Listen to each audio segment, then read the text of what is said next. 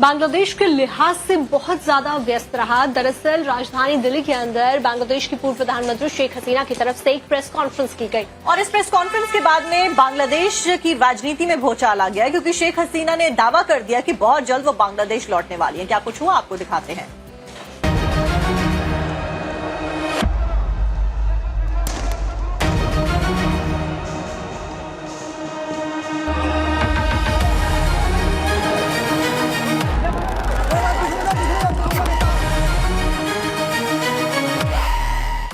अगस्त 2024 में बांग्लादेश में हुई हिंसा और सत्ता से हटाए जाने के ठीक 2 साल बाद बांग्लादेश के पूर्व प्रधानमंत्री शेख हसीना ने अपना पहला पब्लिक भाषण दिया। Before I speak about the present crisis, I pay my deepest homage to the father of the nation, Bangabandhu Sheikh Mujibur Rahman, to the Saline national leaders, and to the 3 million martyrs of our war of liberation. I also remember with profound grief and members of my own family, whom I lost on 15th August 1975. इसके बाद बांग्लादेश के पूर्व प्रधानमंत्री शेख हसीना ने दिल्ली से ऐसा ऐलान कर दिया कि बांग्लादेशी नेताओं की रातों की नींद उड़ गई। शेख हसीना ने कहा कि वो निश्चित रूप से बांग्लादेश लौटेंगी। शेख हसीना ने कहा कि उन्हें जेल में डाल दिया जाए या मार दिया जाए, फिर भी वो लौटेंगी। शेख हसीना ने कहा कि छात्रों की मांग का राजनीतिक इस्तेमाल हुआ, उन्हें भावनात्मक रूप से मैनिपुलेट किया गया और भीड़ की हिंसा में बदला गया। शेख हसीना ने कहा कि यूनुस ने खुद स्वीकार किया ये डिजाइन किया गया प्रोटेस्ट था जिसका मकसद तख्ता पलट था। Muhammad Yunus himself said this was a meticulously designed movement led by a mastermind.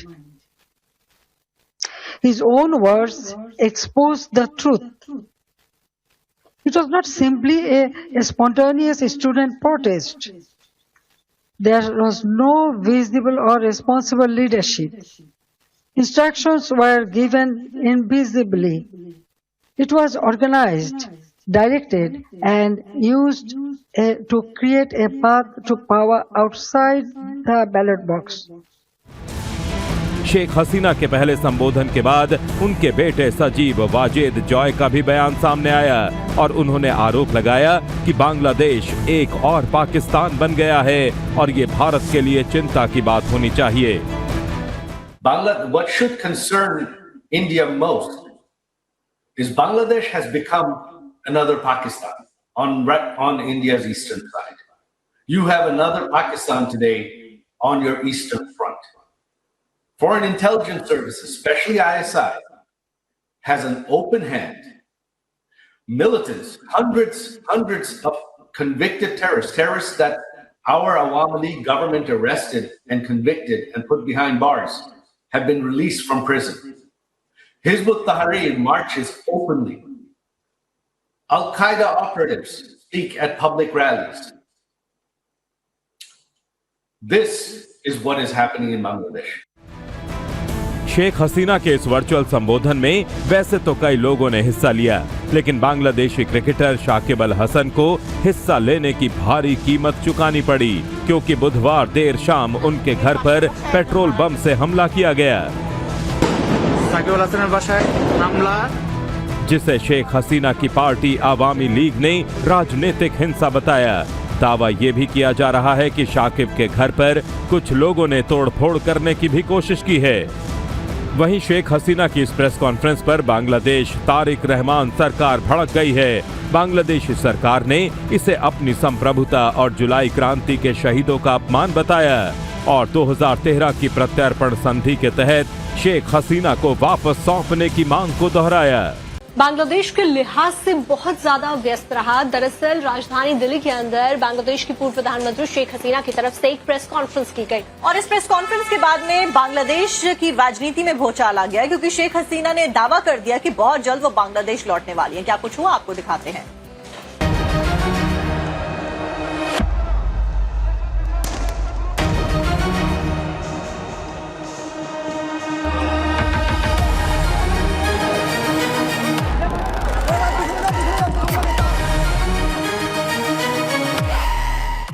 अगस्त 2024 में बांग्लादेश में हुई हिंसा और सत्ता से हटाए जाने के ठीक 2 साल बाद बांग्लादेश की पूर्व प्रधानमंत्री शेख हसीना ने अपना पहला पब्लिक भाषण दिया। Before I speak about the present crisis, I pay my deepest homage to the father of the nation, Bangabandhu Sheikh Mujibur Rahman, to the Saline national leaders, and to the 3 million martyrs of our war of liberation.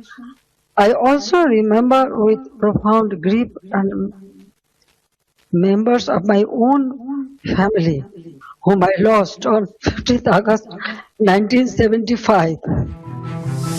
इसके बाद बांग्लादेश के पूर्व प्रधानमंत्री शेख हसीना ने दिल्ली से ऐसा ऐलान कर दिया कि बांग्लादेशी नेताओं की रातों की नींद उड़ गई। शेख हसीना ने कहा कि वो निश्चित रूप से बांग्लादेश लौटेंगी। शेख हसीना ने कहा कि उन्हें जेल में डाल दिया जाए या मार दिया जाए, फिर भी वो लौटेंगी। शेख हसीना ने कहा कि छात्रों की मांग का राजनीतिक इस्तेमाल हुआ, उन्हें भावनात्मक रूप से मैनिपुलेट किया गया और भीड़ की हिंसा में बदला गया। शेख हसीना ने कहा कि यूनुस ने खुद स्वीकार किया ये डिजाइन किया गया प्रोटेस्ट था जिसका मकसद तख्ता पलट था। Muhammad Yunus himself said this was a meticulously designed movement led by a mastermind.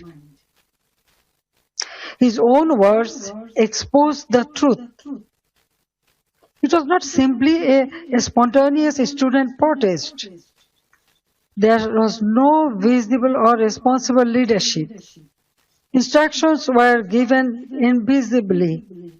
It was organized, directed, and used to create a path to power outside the ballot box. Sheikh Hasina के पहले संबोधन के बाद उनके बेटे सजीब वाजेद जॉय का भी बयान सामने आया और उन्होंने आरोप लगाया कि बांग्लादेश एक और पाकिस्तान बन गया है और ये भारत के लिए चिंता की बात होनी चाहिए। What should concern India most is Bangladesh has become another Pakistan on India's eastern side. You have another Pakistan today on your eastern front. Foreign intelligence services, especially ISI, has an open hand. Militants, hundreds of convicted terrorists that our Awami League government arrested and convicted and put behind bars, have been released from prison. Hizb ut-Tahrir marches openly. Al-Qaeda operatives speak at public rallies. This is what is happening in Bangladesh. Sheikh Hasina के इस virtual संबोधन में वैसे तो कई लोगों ने हिस्सा लिया, लेकिन बांग्लादेशी क्रिकेटर शाकिब अल हसन को हिस्सा लेने की भारी कीमत चुकानी पड़ी, क्योंकि बुधवार देर शाम उनके घर पर पेट्रोल बम से हमला किया गया, शाकिब अल हसনের বাসায় हमला, जिसे शेख हसीना की पार्टी आवामी लीग ने राजनीतिक हिंसा बताया। दावा यह भी किया जा रहा है कि शाकिब के घर पर कुछ लोगों ने तोड़फोड़ करने की भी कोशिश की है। वहीं शेख हसीना की इस प्रेस कॉन्फ्रेंस पर बांग्लादेश तारिक रहमान सरकार भड़क गई है। बांग्लादेशी सरकार ने इसे अपनी संप्रभुता और जुलाई क्रांति के शहीदों का अपमान बताया और 2013 की प्रत्यर्पण संधि के तहत शेख हसीना को वापस सौंपने की मांग को दोहराया।